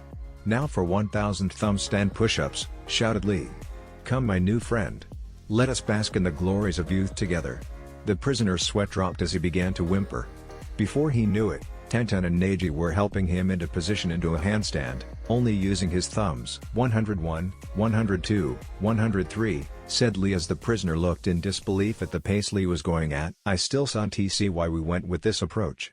I'm sure you could have just told me where to place a few needles to hit nerve clusters and we could have used pain to get him to submit, said Tenten. Yes, but you remember our first days on Team Guy. I'll give it maybe 20 more minutes before he's begging for us to end it, said Neji. 20 minutes later. Yosh! Now for 2000 squat thrusts, shouted Lee. The prisoner looked about ready to die after Neji and Tenten had helped him get through those thumb stand push-ups. Needless to say, he was nowhere near Lee's 1000. Please, make it stop. No more. I'll talk, just keep me away from that, yeah, screamed the prisoner. Neji just let out a smirk as they had succeeded. Your answer? Asked the proctor. Thunder Peak, responded Tenten. The proctor nodded and motioned for them to follow. Unfortunately, they were missing someone. Lee, are you coming? Asked Tenten in a frustrated tone. I must. 102, finish. 103, this. 104, set. 105, said Lee as Tenten and Neji sighed. Ni activated his Byakugan and struck a chakra point on the back of Lee's neck, knocking him unconscious. Is he always like that? Asked the proctor. You have no idea. Are you familiar with Mido Guy? Asked Neji. The proctor paled. Even in Kuma's Guy's extreme workouts were well known and the proctor began pitying them. With Team 10, interrogation, this will be a breeze, declared Dino. Humph, what makes you think you'll be able to do this? Scoffed Shinji. Simple, I'm a Yamanaka. Stuff like this is my family's specialty, bragged Ino. And once I pass this exam with ease, the Sasuke will see just how awesome I am. But Ino, I thought you didn't know any sort of interrogation techniques? Said Kuji. Well, after I mentioned to my dad that we were going to Kuma and there was most likely going to be an interrogation test, He taught me a jutsu for reading minds, said Ino. As they entered the room, the prisoner they were to be interrogating gave them a grin. Especially Ino. Well, it seems like my lucky day. You're pretty good looking. Now why don't your friends leave so we can have a little fun, said man with a perverted grin on his face. Ino gulped. She already had a feeling that she knew what the man was in here for. Partial multi-size jutsu, shouted Kuuji, mad at the tone the prisoner was giving Ino. He clamped his arms around the prisoner and squeezed. Stop it, you fat ass, or you're going to crush him to death, said Shinji, using Kuuji's taboo word. Ino instantly realized this and jumped between Kuuji and Shinji as Kuuji wouldn't go through Ino to get to his target. Kuuji, just stop it. He's not worth it, said Ino. Just make sure you keep the prisoner locked down for me, okay? Kuuji nodded and Shinji proceeded with a juken strike to the back of the man's neck which knocked him unconscious. Ino placed her hand on the prisoner's head and began to focus. Ninpa, mind read jutsu, she said. When Ino opened her eyes, she was no longer in the room where she once was. She was floating in a blank space with what looked like a brain floating in front of her. Ino floated over towards the gigantic brain. It was a weird sensation, being inside someone's head. She had only used this jutsu once before, and that was when her dad was teaching her about it. Thankfully for her, there were no memory blocks in place for this guy that she would have to navigate through. When she reached the brain, Ino did as her father instructed and placed her hand on the brain, pulling what looked to be a large scroll out. Ino took a deep breath and began to sort through the memories, in hopes of finding the information they needed for the test. Unfortunately, the very first memory was the memory she was afraid of running into. Even before they began, she already had a hunch as to what this man was imprisoned for, and this first memory proved it. He was imprisoned for rape, and that was the unfortunate memory that Ino had come across first. Ino did her best to block out the rest of it as she proceeded through the man's memories. After about 30 minutes of searching, she finally found something. Did you find anything? Asked Kuuji as Ino awakened in the real world. Yeah, I've got it, Ino said as the man began to regain consciousness. But just hold on. There's one more jutsu I want to test out. And that would be? Asked Kuuji.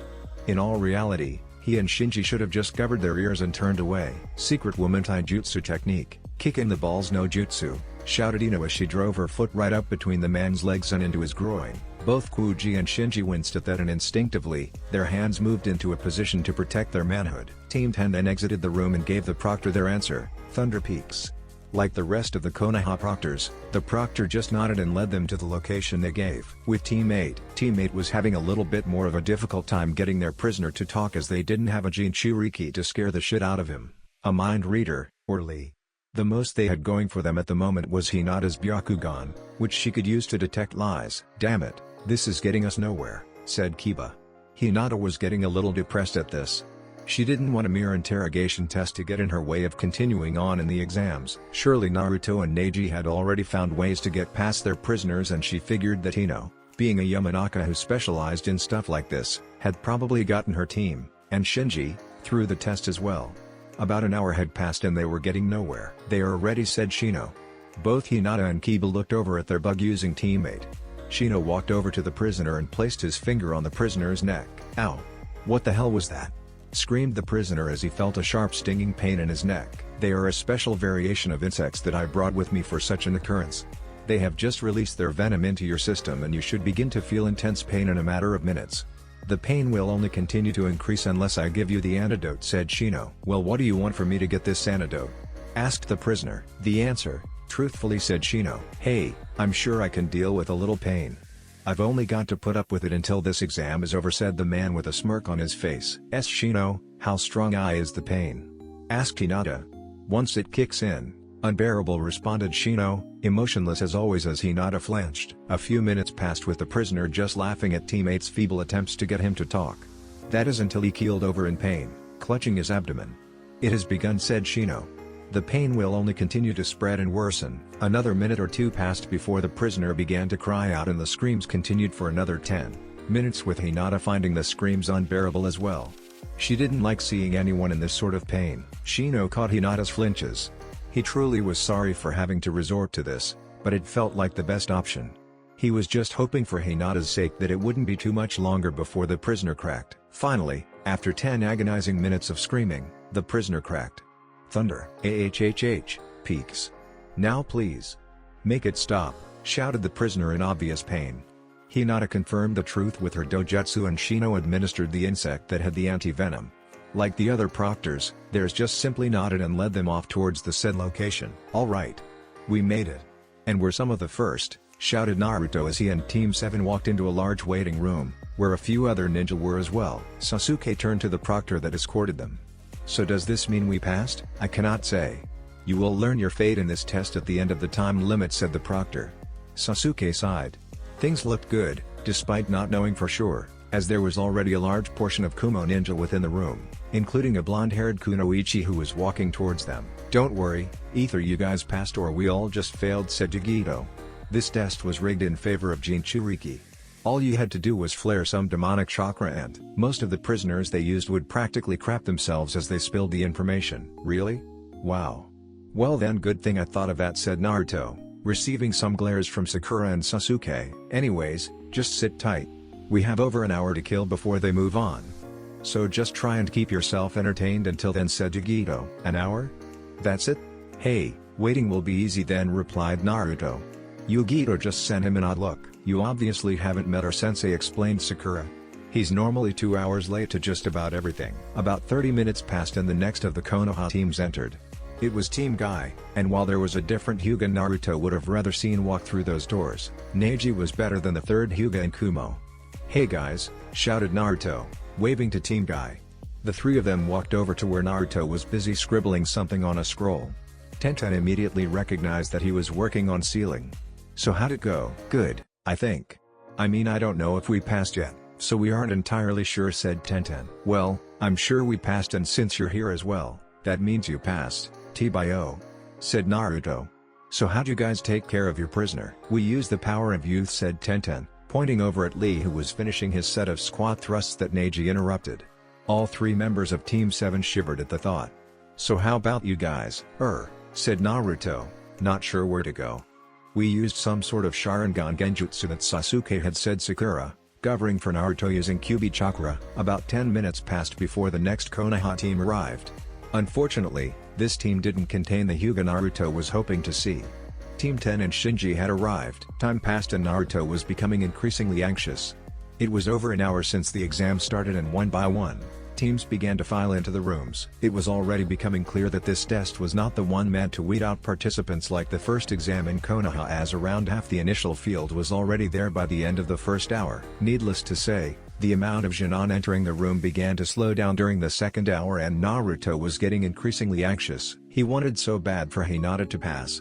Not only would it mean that she would have a chance to be promoted, but any opportunity he saw to stick it to the Hyuga clan elders was one he didn't want to pass up, and Hinata being promoted would do just that. "Damn it, where are they?" swore Naruto. "Calm down. They'll be here. You trust her, right?" said Sakura, trying to get her blonde-haired teammate to calm down. Sasuke would have tried to calm him down, but with Ino being there, well, let's just say he found a use for Gaara's sand shield that helped him out. "I do, but still," said Nachiro before he was cut off. "Then just give it a little longer. Teammate will be here. We all agreed beforehand that we were going to get through the second exam like last time," reassured Sakura. "Just go back to working on your seals or something." Naruto pouted, but Sakura was right. There was nothing he could do but trust Hinata and teammate to pull through. After all, they had about 40 minutes to still arrive. Another 20 minutes passed and they finally arrived. "Hinata!" called out Naruto. Hinata smiled, seeing that Naruto was in the same place that she was. At least she figured that everyone here would be either failing or passing the first exam together. With the Konoha 11 all together, Naruto was putting the finishing touches on whatever it was he was working on. "Okay Naruto, spill it. What are you working on?" asked Tenten as she saw a dozen copies of a seal that she did not recognize on the scroll in front of him. 1 second. Almost there. "Done," he said. "Now, I need all of you to place your hand on top of one of these seals." "Why do we have to do this?" asked Neji. "Just do it. Trust me on this.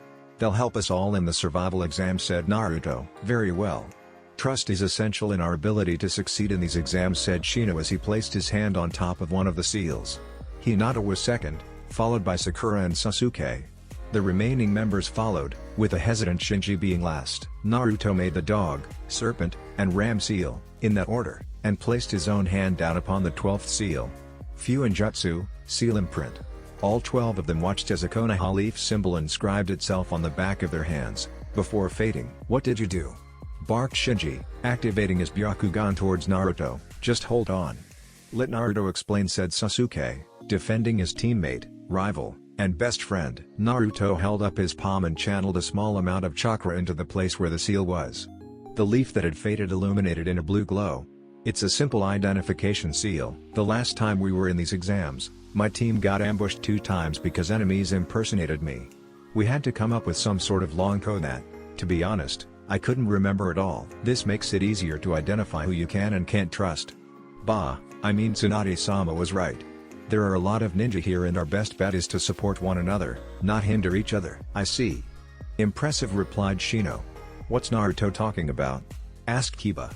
Simple, only trust someone if they can show you this seal, said Sakura, illuminating the leaf on her hand. I agree. We should agree to a truce amongst each other and assist one another if we can while we're in there, said Neji. Everyone nodded, even a hesitant Shinji.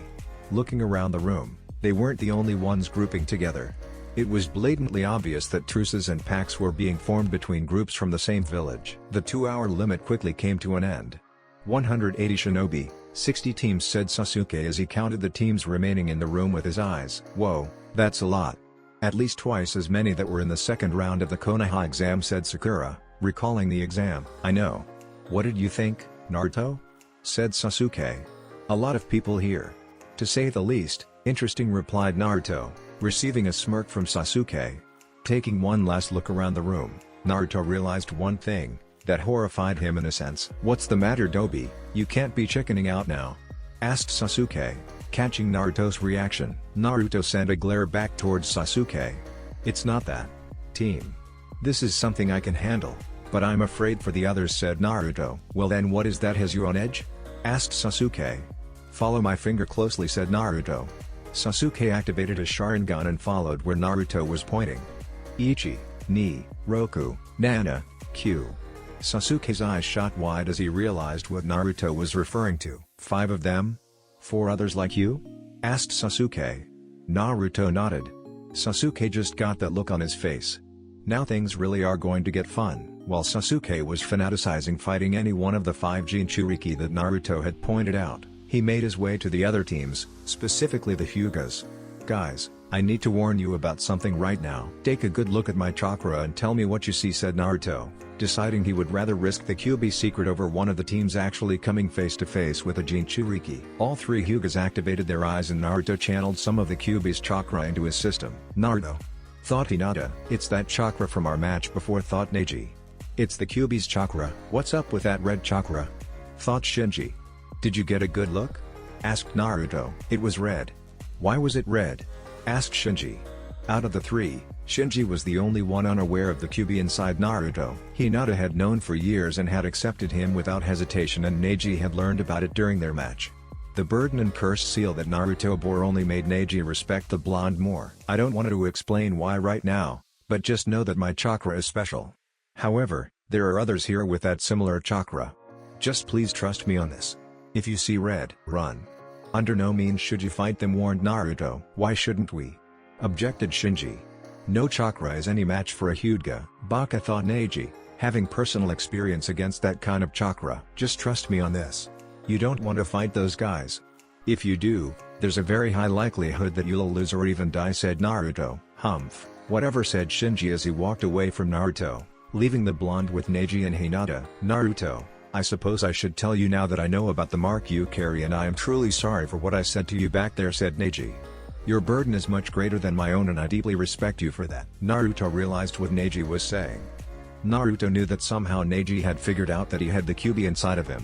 However, he was glad to have another friend on his side that knew. Thank you, Neji. Now just make sure to keep your team safe from the others. I will. If I may ask though, how many? Asked Neji. Including myself. 5. Neji's eyes shot open at Naruto's answer. I cannot tell you how stable they are, but trust that you have nothing to fear from me. Very well. You have my word that I'll keep them safe, said Neji. With that, he lights in the room dimmed as the proctor, Daru, made his way into the room. And Naruto?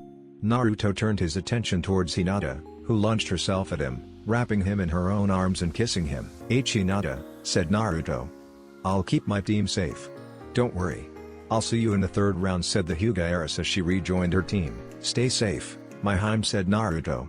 Hinata caught this from Naruto and blushed a little at Naruto's new calling for her. "Quiet down," shouted Daru from the front. "Where is he? He should be here by now. Congratulations on passing the first exam." "That first exam was rather easy, don't you think?" said Daru, receiving a few chuckles from the crowd. "I'm sorry to say that our proctor for the second exam is running a little late, so just sit tight and he should be here to explain the next exam shortly." Suddenly, the lights went out as a faint beat was heard somewhere in the room. From a balcony in the back of the room they were in, a single light shone down upon a certain blonde-haired Kumo shinobi with 7 swords sheathed on his back. He was bouncing to the beat that could be heard throughout the hall and Daru's sweat dropped. "Y'all say ho," shouted the Kumo ninja. "Ho." All the Kumo shinobi in the room shouted back. It was evident that this was at least somewhat normal to them. And then the man began rapping. "Know my name, know my fame, don't be lame. 8 tails, that's me, the rappin' killer bee. Battle after battle is what you'll face, if you don't wanna end a big disgrace. So hold on to your tails or else you'll fail." Dropkick. A massive crash came through the roof of the building as the Raikage entered, ending B's rap with a big slam into B's back.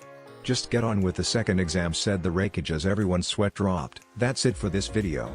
I hope you all enjoyed the video. Don't forget to like the video, subscribe to the channel, and follow me on my other social media accounts. Anime God here, and I'm signing off.